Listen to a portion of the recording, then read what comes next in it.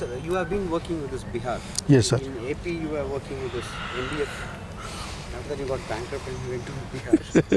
And now you are working in Bihar, and you were one of the key person in many issues here, special component plan and other things. So could you talk about your experience in Bihar? So, well, Bihar is one of my choicest places in India because, if you look at the history of Bihar, the today's Bihar is the actual land of scheduled caste people or Dalits of this country. See, the Mahatma Buddha is a Bihari in a way, from the Tarai region. The today's Tarai region, is from the today's Nepal to this up to the northern part of Orissa. See, the name Bihar also has come from the word Vihara. So it's a land of Buddhists. But when the Hinduism has been revived after this Pushyamitra Shunga's revival attack, they have really destroyed the very culture of the Biharis of today's Bihar. And even today, if you go to the villages, the rural area in Bihar, the scheduled caste population are very, very non-violent, very innocent, and they are deprived of many things, but they are not even aware that they have been deprived of all these things. So there is a lot of opportunity to work in Bihar today. And interestingly, the Nalanda University is founded in Bihar, and Bodh Gaya is there. And if you look at the revival of Hinduism, in every place, Bodh Gaya is there in Gaya, and on the other side of the Gaya district, you find there is a place called Vishnupadam, which is an important place for the Hindus. It is an important place in a way, and at the same time, it is a very bad place for the Hindus. See, the Vishnupadam is a place where the ceremonies for the dead people are being conducted in Vishnupadam. It's not even called as a temple. It should not be called as a temple. So there is some mythical story around that. The river went down because of Sita claiming doing these last rites for her father. Since he has no son, she performed it. Apart from all that, but today what I am proposing is that since Bodh Gaya is an important place for Buddhists, they created, Vishnupadam as a parallel to it, and it's a very auspicious place for Buddhists to go to Bodh Gaya. It is a Buddha's, place of enlightenment, and for Hindus, it is a place of conducting all these death ceremonies and all that. So like that, if you see, there is one. And another one is if you look at the Nalanda University, which is one of the first university in this Asia. And today the excavation showed that there are 3 layers of university that was constructed. You can see 3 different layers, and in each layer you will find a well where the students used to study, and it's a big place.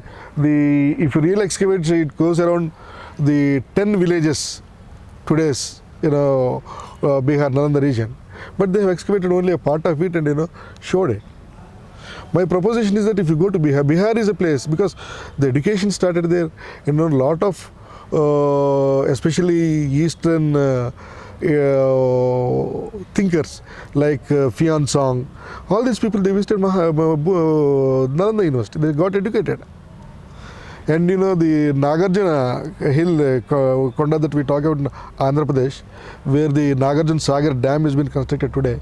Nagarjuna was also a product of the Nalanda education system.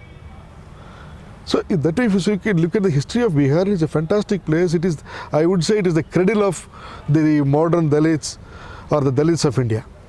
But that has been destroyed totally. Even now, if you go to Bihar, the rural Bihar, if you go to scheduled caste, habitations, they are very, very naive and soft, non-violent people. So there is a lot of opportunity to work, and we as a National Dalit Forum, we have a state chapter there. It's called Dalit Adhikar Manch, which is working for the past 7 years, and we have established our network in 28 districts out of 38 districts in Bihar. And Ambedkar is almost not known to the rural scheduled caste Biharis. You don't find Ambedkar statues in Bihar much. Maybe one or two here and there, like Patna and other places. Now, in the last 7 years, we have erected about 18 Ambedkar statues in 18 villages, where we could mobilize our people, and sensitize them and educate them on Ambedkar's ideology. There is a lot of scope to work in Bihar, and I feel once we revive the Bihari Dalits with the modern ideology and Ambedkar thinking, and give them education and opportunities, I think the message, the Indian revivalism, starts from Bihar only. It should start from there. Okay, then how do you see Orissa? Orissa is another place. Actually, see, Ravi, if you look at the Buddhism, when Buddhism flourished in India, it went from India to other parts of the country, other parts of the world. So if you look at their tracts, from Bihar region to Orissa, Orissa to Andhra Pradesh to Sri Lanka, and then Andhra Pradesh through the sea to Burma, Japan, Thailand, and all these places. So you find the route, a clear route from in that part of it. And the popular or more well-read bhikkhus have travelled in these tracts. So in fact, there are evidences that today's Vijayanagaram and Visakhapatnam district, there is a monastery which is the biggest monastery in the world, which is under the which got covered by the sand and soil. It has to be excavated. Once that comes out, then we'll know how the Buddhism from that region. And you'll also see in this track, the scheduled caste people are very innocent, non-violent, not aggressive. The Orissa case, see, Orissa is very important because the so-called the biggest war that Ashoka fought, he's in today's Orissa. And these are all, the people who are true Buddhists. The Gana culture, the Gana, the Gana way of living, economy flourished in these parts. And it has been now totally ruined by because of the revival of Hinduism. And Hindus have concentrated more. Today, if you look at the RSS activities, they are more in this part of India. Because to, totally destroy the Buddhist way of thinking and life, they concentrate more on this region. Even I can say the contemporary RSS activities are more in Orissa and Bihar when compared to other parts of the country. So you were saying yesterday that 24 activists have been murdered. Yeah. So could you tell us what is happening in Bihar? Because I was also asking in a context to compare with Orissa Dalits and Bihar Dalits. Yes, sure, certainly we can't compare any Dalits equally.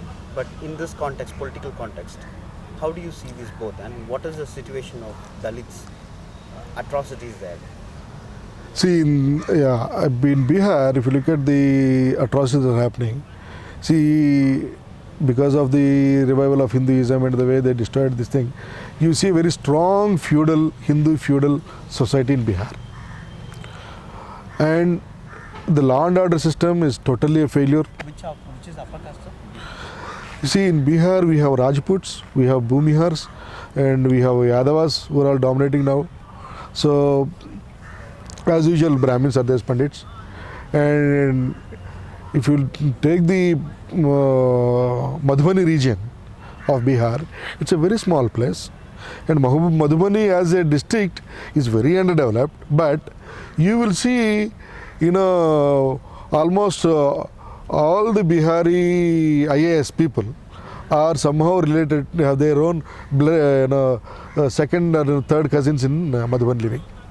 It's that kind of a feudal society out there. So Madhubani Darbhanga region has produced all the civil servants from Bihar. And another thing is, today if you look at all these people who got educated from the Bihar, they migrated to outside Bihar. So you don't find, interestingly, a strong middle class, educated middle class in Bihar to bring in any change, social change. You hardly find any educated people. So whoever remained in Bihar, they cannot go out of Bihar, so they remain there. And all those people who could acquire, who could go out, they all left the Bihar. So coming to the atrocities on scheduled caste people, see the practical landholders in Bihar are the Bhumiharis. Bhumiharis are also claiming a kind of pandithood, a kind of Brahminhood today, with their different kinds of interpretations that they have given. They are also maintaining their pigtail and the Upanayana and all these things they are performing. There are some of them eat non-veg, some of them practice vegetarianism, but very ferocious people. They are being, and the private armies, the one who has been killed recently, he is a Bhumihari. He is from Ara district of Bihar. Oh, that there was a caste violence between two Yeah. groups. So in this process, what happened? Some of the Maoists, the Naxalite groups, have come in support of Dalit victims. So the fight has become a kind of fight become between Naxalites and these private armies maintained by the Bhumiharis and Rajputs. And when this, as Ambedkar said, when two elephants fight, the grass gets killed. So when these two groups are fighting, obviously our own people are dying. And how about the newspapers? Do they report atrocities and all that? No.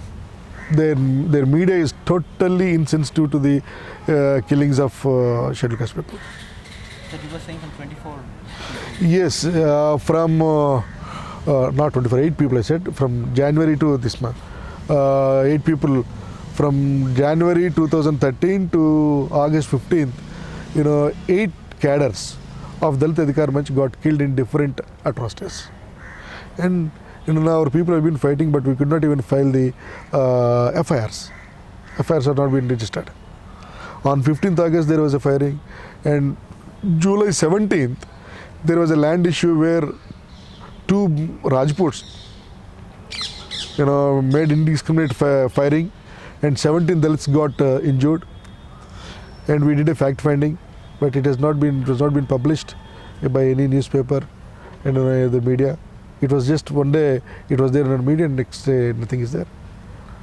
And in fact, the Scheduled Caste Prevention of Atrocities Act, if you look at it, the compensation to the victims' families, if a person gets killed under this, under this provisions of the act, their dependents shall be given either land or employment if they are educated, as per the compensatory provisions that are mentioned. I am surprised to know, in the month of June, I was talking to the secretary. He said, since land is not there, we cannot give land, and there is no need to give a job. And some finance home secretary has just issued a GO, and they stopped compensation to the people. We got it revived in the last week of June with the secretary of welfare. We lobbied, and we got that that compensatory provisions revived, and some 10 people got employment as victims of as victims' families.